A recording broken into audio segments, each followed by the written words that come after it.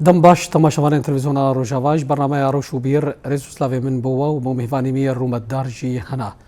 جار خلق برنامه می ایرو جاردی سر روشا سوریه پیشتی گوهرینن کو چه بونه وکیم زانن گلک گوهرینن کور ده روشا سوریه ده چه بونه چه لشکری و همجی سیاسی برسته کرن گلو سوریه براستی جی برینا که پاشا روژه که راستیانه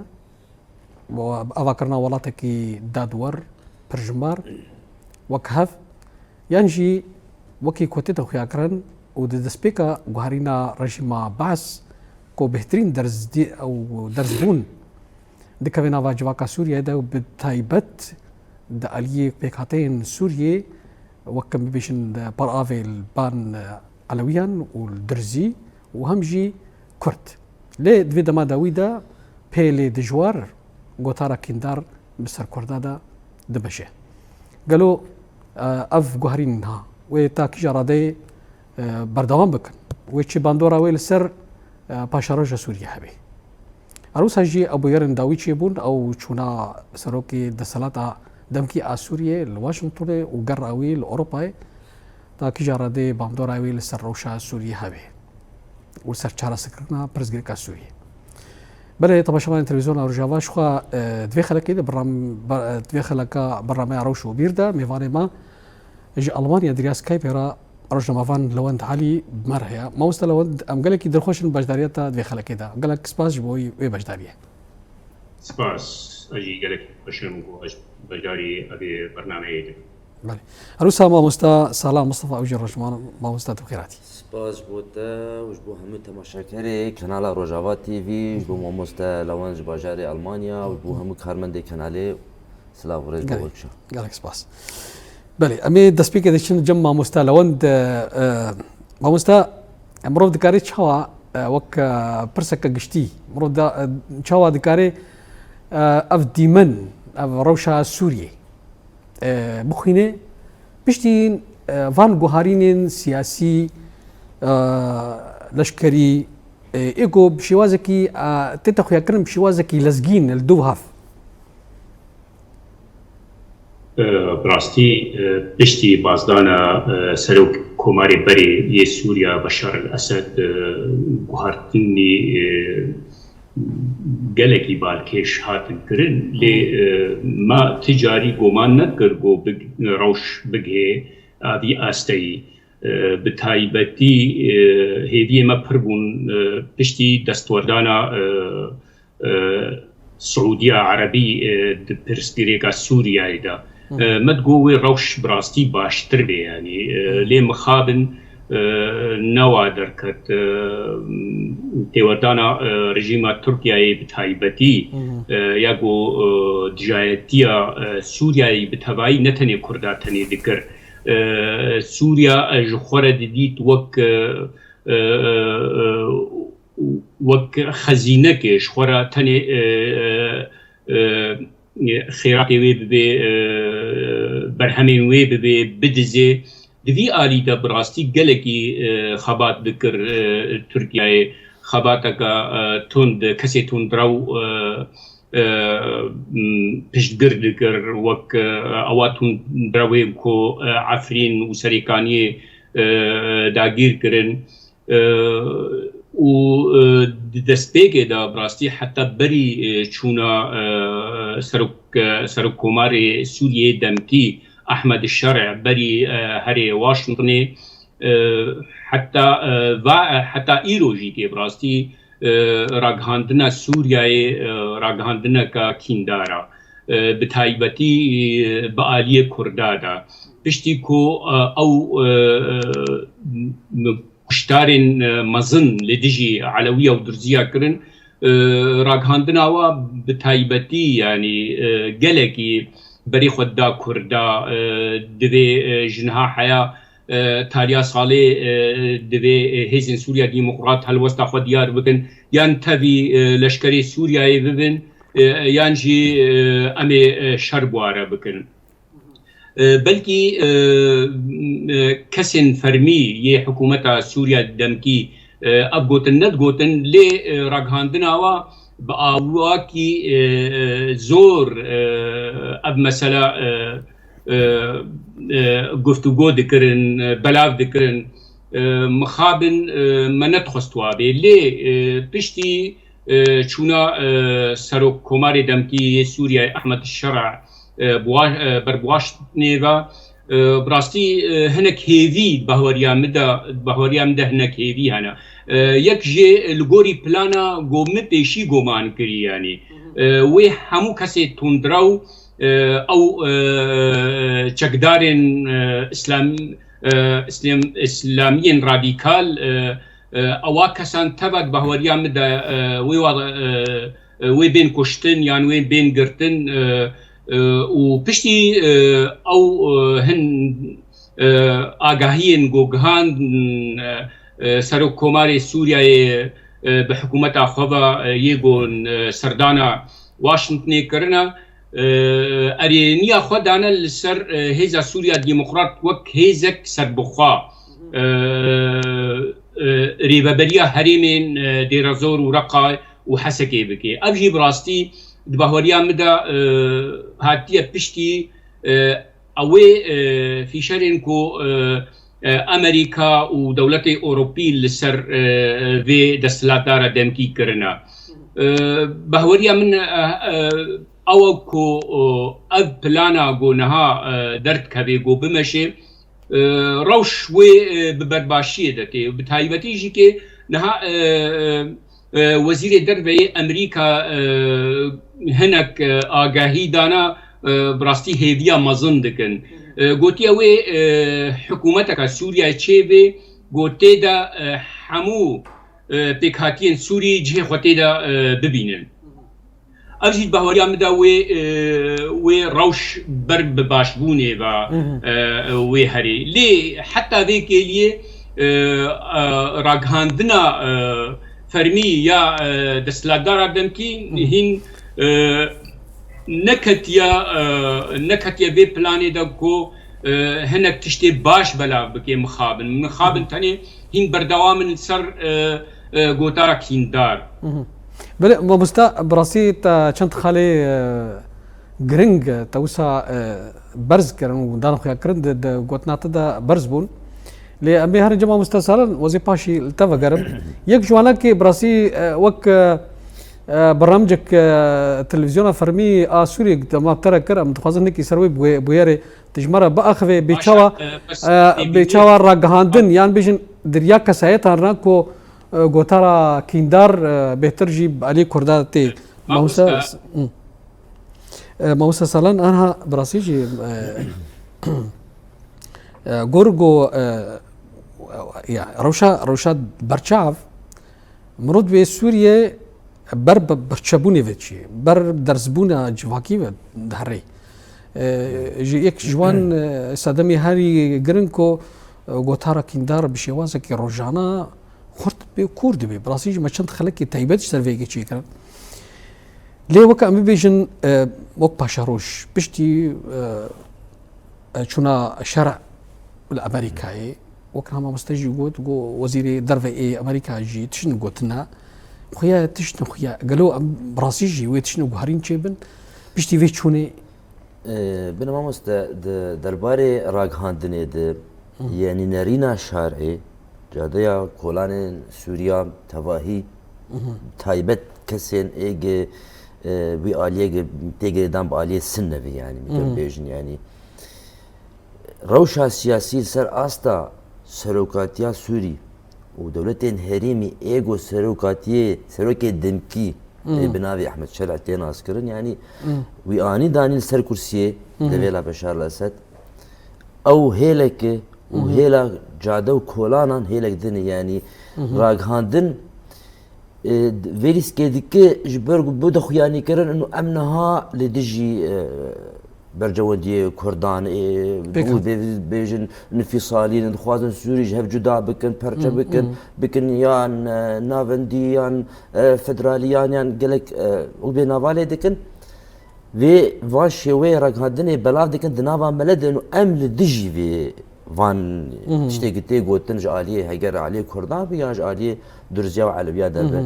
lê بجولاني خواه هاتي لسر كرسيه جبو وان برجونديك جير هاتي نيفيساندن بسريب كي بمشينا يعني اقول بالا خو بدروشا سوري دوان چار درو سيروجي بري بشار هر كونغرك الدوحه يجيبو بايتخت قطر او وزير درفي دولتين هريمي تهف دولتين مزن الهف جيفيان بريار دانون وششمها حياني سيما حيا شمها بريار يعني وقت بمجال بدن بشار الاسد كاتشو هرينيد روشا سوري دبك مدينه دي ادن روجي جو بشار الاسد دفج كرسي قريا وشو يعني تشاوا يعني خو عقل تصورنا كي نهده كسر سر بشتا دبيكا بسوارين بين بيجي شامي يقول ارتشا سوري وارتشا بي هاتن وشخوا روشا جوهرتنا سوري كشي تشيبو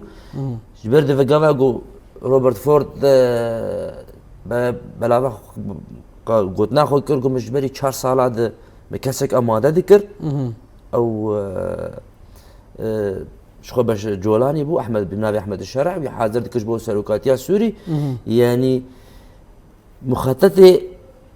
پرچکرنه یان بلکه هر کس جی ببد دولت جی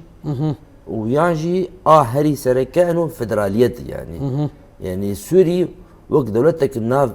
نافندي نماد يعني هاوكا امريكا ما مستوي وببجرني فيك وان داني ما مستوي وان السيستم والسياسه دانيه يجي او دواري راك هاندني دفيات ذن بلا فكرج جمله سوري انه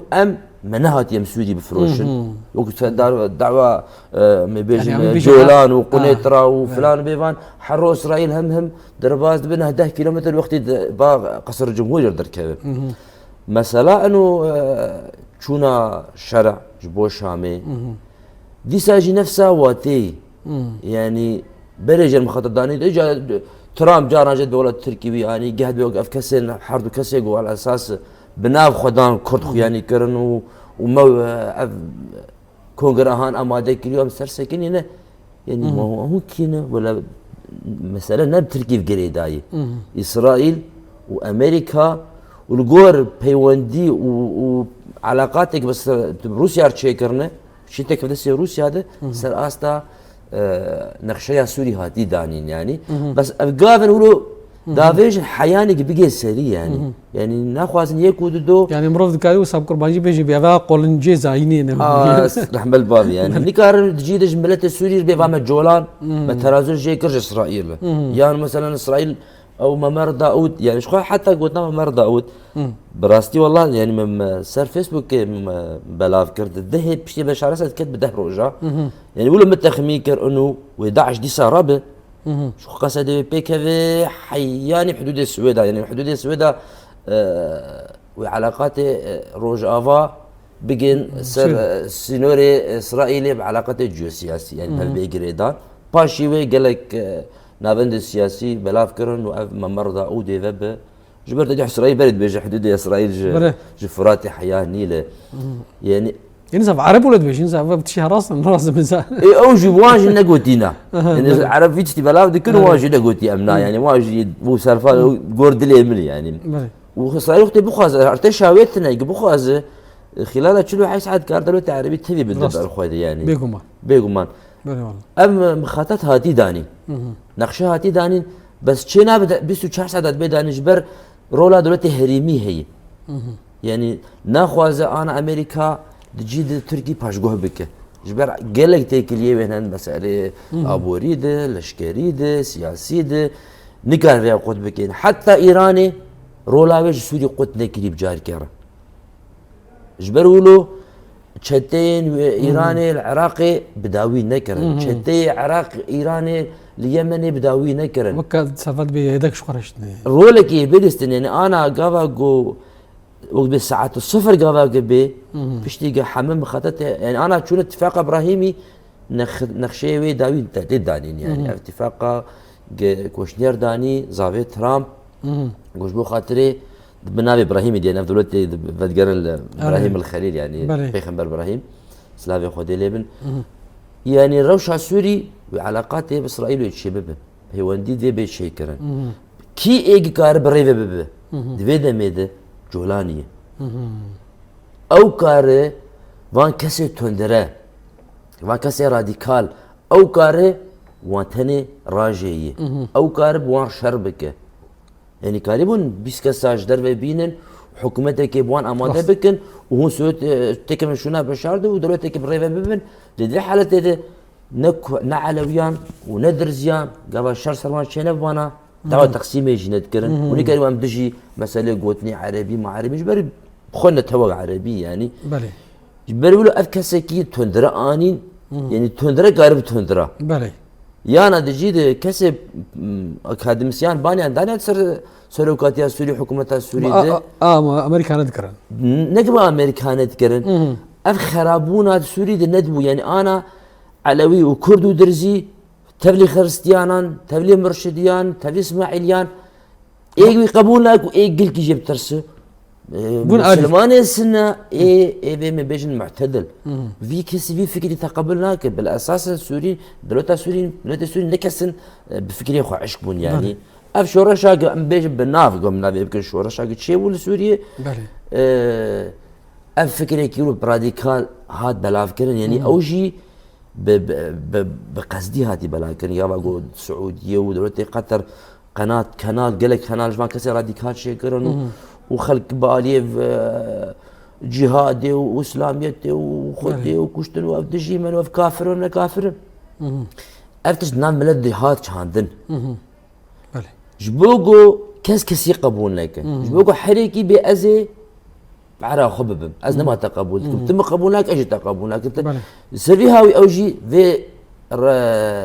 سراغ عندنا فرمي يا سوري في بقادن تندرز دجي كردا بتايبت دافيش انا سرق هذا فرمي جمهوريه ديزا بجار كدي بري خدمه مستلون تمام براسي بو يرك بير درباس بو باندور بو جهه وقت بيش بله ما مستلون براسيجي دماكو او بويرتشي بود نابرا تو او پیشکشوان سوری و هم مهوان کو خدي گراوی کرد بو برس اوا وك ام بيجن سياستا حكومتي وك فرمي دسلات دمكي اسوري بشوازكيه بركي دبي خوستنا كو ولاتكي وكهاف ولاتكي كو ام بيجن الهاف بورين تشي بي باشاروجا باش بي وبيوندي خب امريكا و اوروبا و درها لي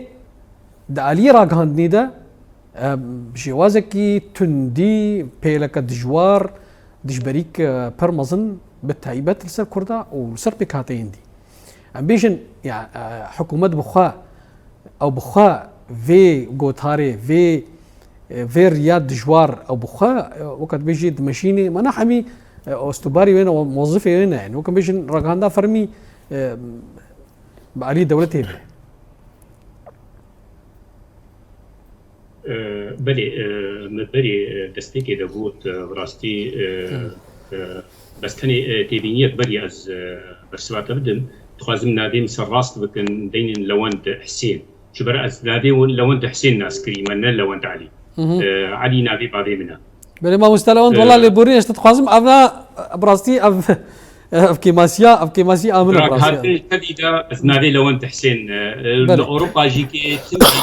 نادي بيشي وقاشنا بيساندن ده تمام دبورن براستي راغهاندنا سوريا يا فرمي راغهاندنا كا براستي راغهاندنا كا نلبوري يعني هالوستن دستلاتا دمكينا يكجار ارجي بلانا بهريام نج جم خبا اب علابين راغهاندني يان كسن لباش وعلابان نا بتناخد بكن بأرينيا في دستلاداريا اب دستلادارا هناك تخازي يعني ضغطك نرين كردابك هجر هيزن سوريا ديمقراط بي ياري ببريا خسري بي يانجي كي انجمن نشمانيا كردي بي انا كسيري بلاناوا ابا بتايبتي ارمان جاواي سركه كردن بو يعني قارب وكرد يعني داخوازي خو بلندنك اب برنجكي سركايا بلانا وايا يعني ما مستا لو انت ببورا انا يعني بيجن جبو فيك بخاه راك عندنا سوري افرمي جبروسا جيب بمبست كسيتنا تينيكو بناف خدي جرافيد بام كرد بركي يعني بخا او كتشك يا غونابي فات نكردا جي و ت يعني شهدجي كبير نتختورا حمود اشتوي السر آلابين راقها تكليين آلابين تكلية جواكي سر فيسبوكي سر تويتري السر حمو آلابا بلابون ديرو كوي تبدا تشيا وتشكسا لي او ناكش خورا بكارتينن بريجي كي الجمع هابون تبيرا وكا عمر اوسي الشامي هابو قالك لاينجري رجيما سوريا هابون وك جوار بيجم نابي هاوتي بيرا مخوش او جي بارتيا كوي هابو بارتيا خورتابون زانشا ابانا كي بهتر دغو كرد يعني قوتنك بلا بكرن كرد كسنا اسدينا بامتياز يعني ايلوجي كي افكسي هانا كي براستي دستلادار دمكي وانا بكارتيني ي وقفات يعني وقت طارق نعمو يعني وقت غيري بيناكي تينن لهم على أدين على رشي آنيبون على أدين على رشي نفس باجاريقو أزديد رونم أو جيلير ونشتيا على أدين على رشي براستي بلكي دقوكا خود كردا مالا على رشي كردن لي دميجي خود بيني مسلمان بهترش كردي يعني مسلمان تيا خوا وعرب تيا خوا لسر كردي دي افكس ننو نري من حتى جو افدس لا دارا دمكي وري والهمبري مدني جبر بيجي كي نكارن دوزا خوستكي قلي كرد بكن بله يكارن دوزا خوستكي مبكن تاني كردن تاني نونري منا ايرو ريبا بريا خوسا هيزي سوريا ديمقراطن انا كسي يعني اب نونري منا هر يكي بريجي كي ام نكارن بيجن كي جوانا كي نونري روايج ملتي كردنا لي الهاتنك هاي شيء ويا شاندك حمو بيكاتين سياسي كرديها بله شش نيسان 2026 كرجي كي مهوك مهبان بيكاتين الهرمين كردي دشين وك عرب سوريان تبدجي اماتبون وتدجي كي هاتيه بريار كرن كرد شت خوازن يعني وستكيما او نري منا براستي كونغري قامشلو يكيتيا هلوستو ريزا كردي او نري كردانا نكسي دي نري كردانا كس نكاري بيجي بي از نرم كونج بريارج كونغري قامشلو دركتبي تاني او كارن خوستكي ما بيك بينن برساتن سر راغاندني بوراستي يعني او گوتارا کیندار یا گورا گاندنا سوریا بلا بکیت باوریا مدا پیش روش دوی راوستی از باورن سری صدی صدوی راوستی جبر تنی جبو دستلادار خوازی هنکی ضغطي لكردا بكي جبو خوستكي خوا كي تر بكن يعني دوسا فدرالي نكن دوسا دستلاداركا ننافشي نمركزي نكن دباشا مستا لو انت ببورا ازتا يعني براستيجي تجيم خابنيه شخوا انا تبيرا متفان يعني ام غشنه دا بيشاوا رجيما هردو اسدان حافظ اسد جي وبشار جي دماكو او بروجا او بروسين نجات براستي كورسا كوردا جيب جي ذكرن وك حزام او عربي ومثلا سرجبيري يجي وعصائي جبري هناك قال لك مثلا وقت بيجي قطع كراس زماني كردي ودراها وداخو يعني كرنا قال لي عربرا كو كرد بيانينا كرد ما في وادفرتنا سر اساسي او بنقها او بلقايا محمد طلب هلال كو الربازه فيكيب باشا اف اليك قناغ ديام انا بشتي جو احمد شرع دسلاتا دمكي هات ام دبينن جواركي كو بري مبيجن علي ريبازي دا شري كردات هات كرن جبو كو ما في خوا بدس نخين لي ايرو او غوتارا كيندار ام دكارن بيجن نابي يعني افتشيها غوتي كر نابي كو او هشمنديا جواكا عربي حمي جوهرانديا كو هينا كردان بخوجي غوتنابي بي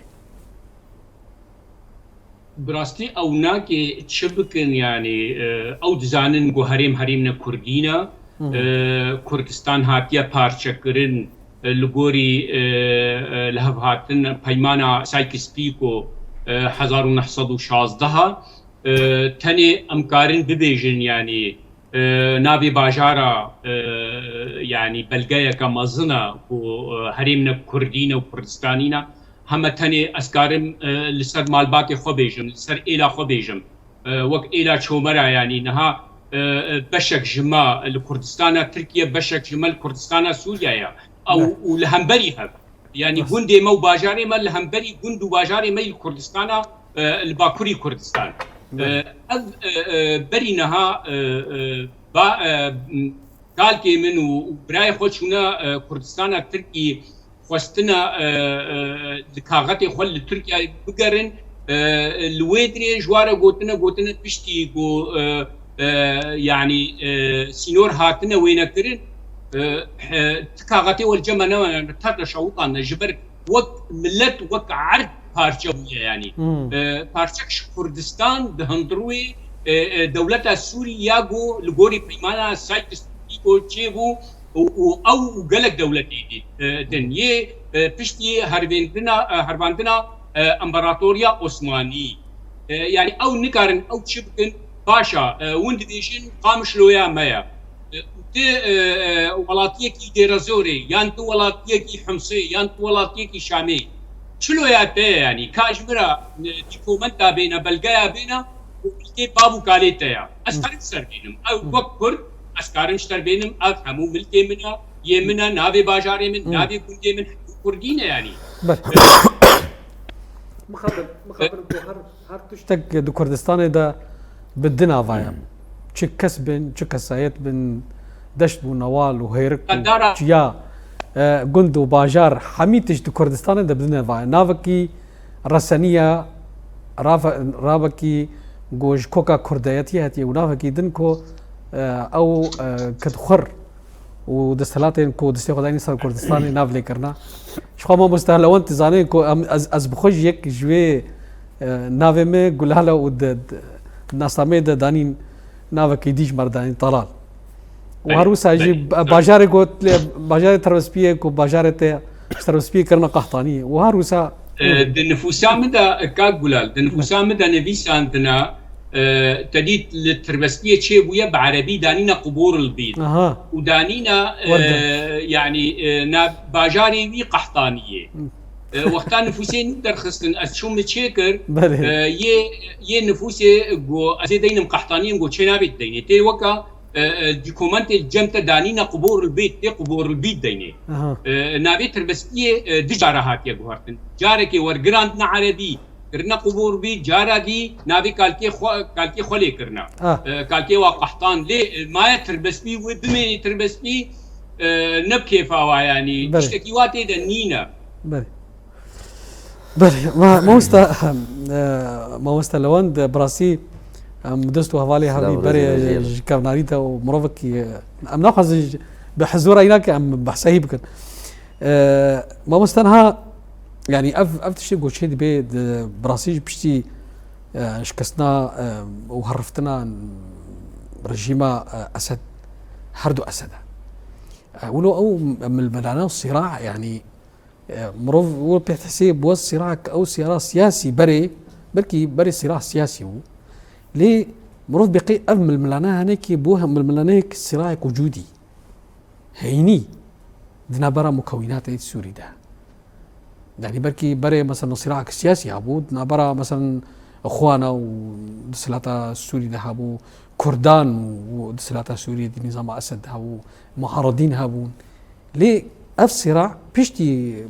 بشارتشو وافيدي هذا تحسي صراع وجوديه يعني دخوازن كوكا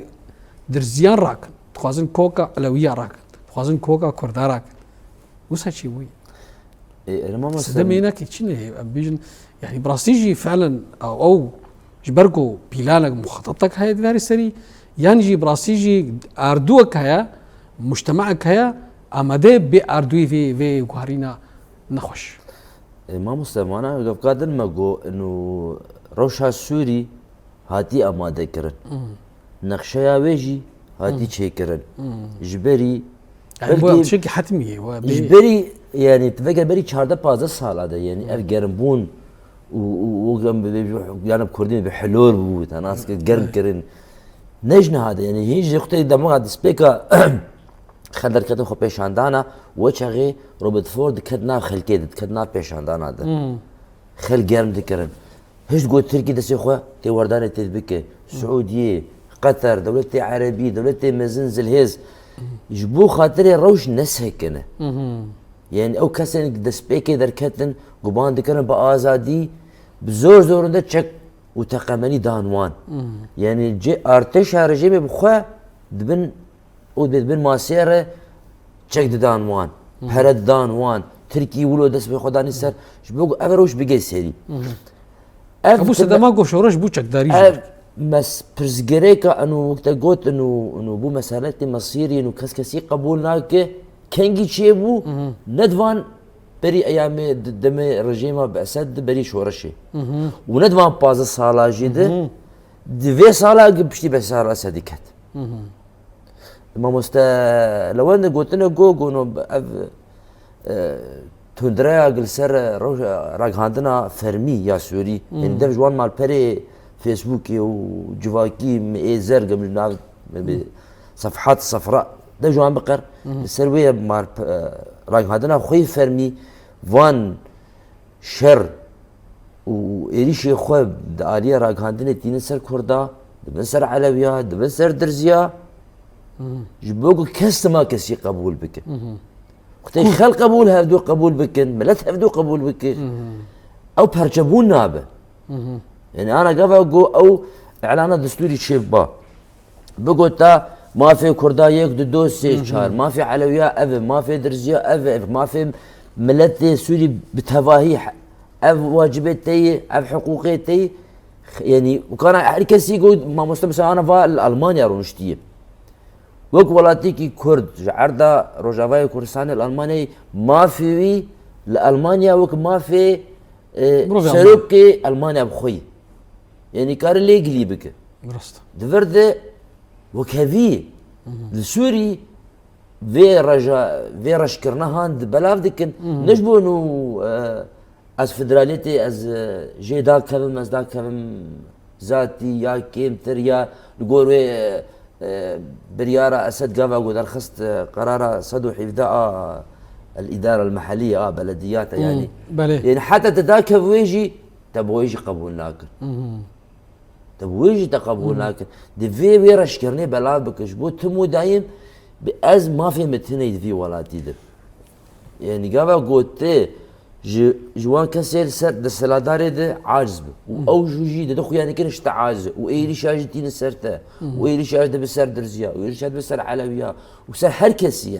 يعني انا قرتن لسوري بويوك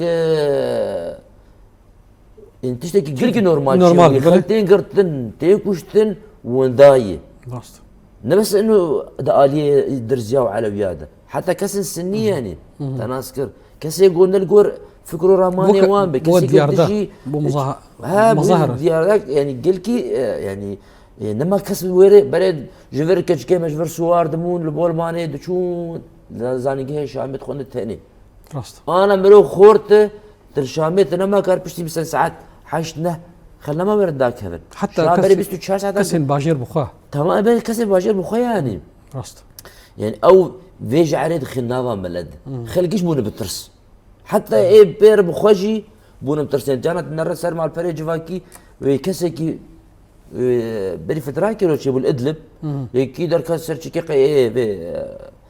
امنا جولاني ليه خستبه وجا دركات خود قريان دقو از بشهر شيرم واز لادلبيم واز كسي ادلبم وهاتن المخص الامن العام يعني تشيكي نلقوا الفكره وان بدفيليخ حتى قبواره بيجي دفينا كوكي كي تشيك او كولاندنا جبني دكوله سوري جبني دكوله بوق بهرف يعني وان بخوش انا كان بقول امريكا بخستنا واسرائيل دي ساجن حكومتك انها بات بتاخي بيوندي بمره واسرائيل تشيك امزبكن يعني او بيمانا اشتي يعني جولان اسرائيل شخو تراب سر وقع عندي هيج جدما اخوي تشود نما كارن فقرين تشتي كار فقر سر سينوري حفتي وششاب بلا فقر بس اف كسكن هاتي جبوه نقشيه بالريبه بيجي سري وكيش غني جولان جني كار بيجي سري نعم باش ده باش انا ما مستلوند انا براسي جانا مروفولو برساد كي مروف دكافي جي مخابنيه دجي كوتارو جايرو هناك جو كردا هنا تفي في سياستات دجواري تند وبيلين غوتارا كندار و كو ما بس جي كرد نكن تما في خوا يعني جي هينجي هنج كردان هنا يعني وك بيجي قوتنا خنا قوتنا بيجي بكرمانجيا قور يعني البندات شنو وك كسي يقولوا يعني امي بيجي ما دام كي اف خطابها هاني اف دجواريا كيندار كو جدينا ناخنا برا فلان وبهواندا بهوريان بدا لهمبري في قوتارا كيندار لهمبر في خوستكا تنكرنا كردا في امواجي ابي بلاني بخابتن ام قاربن الدنيا توايرا ديار بكن كو تني اما في خط خوازن ولجمجي كي براستي كاغت هنا امكارن بخندست دولتي الدنيا دا بخندست امريكا دا بخندست اوروبا دا كرمكن تشتغل سري علويا كرن تشتغل سري درزيا كرن تبدا ديارة عمو بلغاكيريا داريه تبايا ريكستي ما في مهو ين هريمي ين دبري ين جهاني تبا او سارگهی گو هاتنه کرن تبدا هاتنه بلگا کرن لفر امکارن باکا هاتا تشکیش بکن لحمو دنیای لهمبری ده گوتارا کتان یان دشی کرداد بی نل دشی حسنه نل دشی ریبا بریا قصدا نل دشی انا کسی نل دشی کی یک آلیه سیاسی کرد نل دشی کسی کی وک لوند جمعبان مثلا انه قالك كتاب بلند فازي تشما على كردستاني الاشتيا تشما تديجي كردستان سوريا نزان شعبات شي هناك نتجايتيا ما وقت كستكن يعني وقت آلية سياسي جاتيا كردات دكن تخازن جو كرد نكهن تمافي او تزانن تاغو وقت كاك سالان قوتي يعني او دخازن بلانك يتمشي او بلانا جو بي احمد الشرع هاتيا وهري سري بهوري يعني بي جومان هيا ونوكا ما ببي يعني ما في كردان نوك دلي مبي ليه مثلا جو كرد يانشي علوي يانشي درسي بما بن سوريا نوكا او تشتكي زورة يعني نادي بهوريا مثل انجاما في سردانا سرقفار دمكيه سوريا احمد الشرع بواشنطن حموت اشتي جي دركتنا حتانها بهوريا مدى غوري برجوندي سوريا تبعنا نتني كرد نتني درزي نتني علوي سني بخوجي يعني تبع والغوري برجوندي وتبع به بهوريا مدى امناكينا وقناغا ودولة ديمقراط ودادمند وي هر بروبلم ويد هندروي في ولا تهبن لي تشتيج ما تاخذن وقرو جمبان وق على راك هانتني ام لهمبري غوتارا كندار غوندا تاركا ليبوديني ام بلا ام حسكرني بلا ام يا هري جرينجي جمره وقردا یەکیتیە هەلوەستا کوردی ئەم دیار بکەن ئەم یەک هەلوەست بن هەگەر ئەم نەیەک هەلوەست بن بەهوەرکن ئەوشتێ گوتنا من هەموو نەرێمەی سیاسیرە یان یێ لەشکەری شتەوارە هەگەر ئەم نەیەک بن ئەم تشتێک دەست ناخن ئەرێ وێ بات نەمە بدنەوە وێ بەناسینێ بمە بکن وەک کورد وەک خودی هەرێم وێ ژمەرە دەستورێ بدن و ئەم زمانی خوا بخوین بیسن لێ وەختا بۆ ئەم یەک هەلوەست بن ئەم دەست دەکردن بڕاستی یعنی بەهۆریا مدا هیچیەکە مەزنە بۆ هەرێمەکە فدرال چی بله مامۆستا سالان بڕاستی دەم هەندێکمە ئەمێت نەبارەتەوە و مامۆستا لەوەن دەڤار چار خۆلێکمانە نەبارەت دەبەشکن دو خۆلێکشتر دوو ژوورە بەێ مامۆستانها بێژن وەک بەرپرسیاتە جوواکە ناودەوڵەتی مەسئولیا مجتمع دەوری سەر ئارامیە و هەدانا کۆد سووری دا چێ بێ چ مەسئولیایە چ بەرپرسیاتیە جوواکە ناودەوڵەتی دوێیەکی هەیە هەنە جارجارە دەبێ بریارە دو چار پێنج دەبێ گەرەکە وەرێکی بچی کڕنج بۆ هارینێ و جاناژێ بیزن کۆ پەیوەندیە دەسەڵاتە سووریە بە ئەمریکارانە و بەریتانیاە و فرەنسا و ئیسرائیل ڕووس ئێمە مستەبن ئانا تەدی بریارە دۆ پێ چهار گاواک دەرکەدە دەما ئەسەد ji bo û ew kesên yani rejim û muxalifê wî li hev rûnên heya got hikûmetekê hevbeş ava bikin paşî rejim ket heta Ehmed Şeref devê xwe got ma wa rejim çûma me bi kê rûnên dîsa Meclis-i Emê hev rûniştin got divê biryar bê cîbcîkirin yanî jêr gotin min ti ne ew serokê got bala te de te hat di ma ji Tirkî jî re kesekê niha di bala te de yê te destê xwedanî ser Sûrî çû yanî Tirkî dixwest di fikra wê re piştî got rejêma niha hat ser deselatdarê ew kare ew mîsaqê xwe millî yani hema bi kêmayî Helebê û Efrînê bikîn yek ev jî İsraîl qet qebûl nake ji ber ev çend cara bingehê xwe leşkerî çê dike piştî xelas dike İsraîl berdeman dike bi dawî imha dike radijê ji Kokayê yani ji Tirkî dibêje sînorê te çênav derbasî sînorê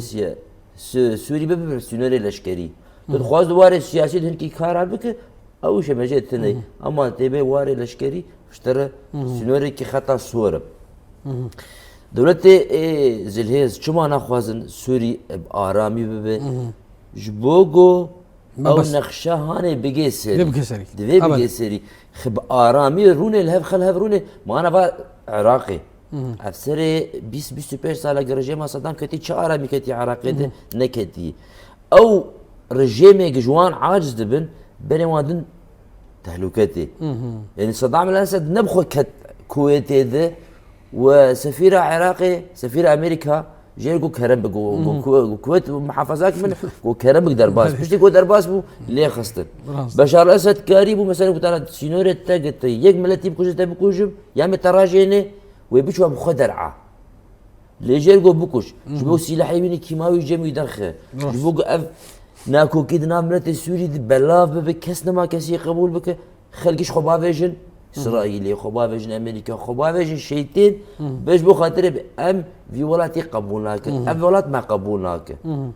أفش بر في هاوي نافازن آرامي تشي بتسوري ده بله ومستبرسي وبهيبينش خو هر كسي بيجي ما في خويا يعني مو كم كرد النقشية كردي روجافاي كوساني جديري كي حياة بسينوري دريا يا سبي يعني ببي بله دم نما أمهرن جم ما مستلون دم قال لك يجي أبكت أقول لك داويدا تخوازي قوتنك داوي بيجي تخوازي ام بيجن وك مروفي روجنا بافان روشن بير چه اگر وا بيوستيه بي كيكو علي وك بيجي او برسا هينا كردان الهمبري في دجبريه في دجاتيا قو ديجي كردات به بله هر روزنامه‌بان و آلابین راگهاندنی رولک مزن شباکا دنیای تهوی ده هیا شباکا کردی ده براستی ام وقتا کنگره قانش رو 26 ماه 4 2024 هاتا الدار خستن مگو گرک براستی دور ده بشک هبانا وقت بردفت راگهاندنی یعنی کاری بانا سیاسی کرد همو روزنامه‌بان یانجی بتایید روزنامه‌بان سربخوا وقت کمیته که جواسی کرد او کمیت مافی واناکی تکلی با علاوه راگهاندنی هریمی و جهانی را بیرجی دخوازن کردا فرشک شروع کربان جهانی رو کاری بانا باندورا خوا رای گشتی یا جهانی نتنی هریمی بکن یا جهانی تاوی برا کوتا سیوی دکم همو روزنامه‌بان کرد علاوه راگهاندنی دوری گوتا را کردار کردن و تمجی که یاد بینی ام دخوازن ایرو ام بکن نکن دخوازه متابع کردستان اکثر بخوا و دولت تکتی سر چه ببه هر چهار پرچه کردستانی هم دیس بکه ده لگوری روشا جهانی یانو اف ارمانجا ها بسی گل ام قاربن لهر فريمه كردي لهر بارشة كردستان قاربن بربانية دبر دخوازي دتي خدب دستلارداري هريمه رازي كرد بيجروج شكوتاريا كرد باستي نمركا كل شوارن بلانين كرد هريمه بكردا تشتك پشتی باشوری کردستان روجاوای کردستان بر بهريمه كفدرال دچه و بهور که با کوری کردستان جی نزیک دستکفتین مزن و دست ببین بله ماموستا لوند روزنامه‌بان لوند حسين ببورن شقا مدنيه لوند علي او نافي لوند حسين تي ناسكرن از جالكس باسيات كما ماموستي جاكوج الباني درياسكاي بيرا تبلي برنامج وقالك سباس بوته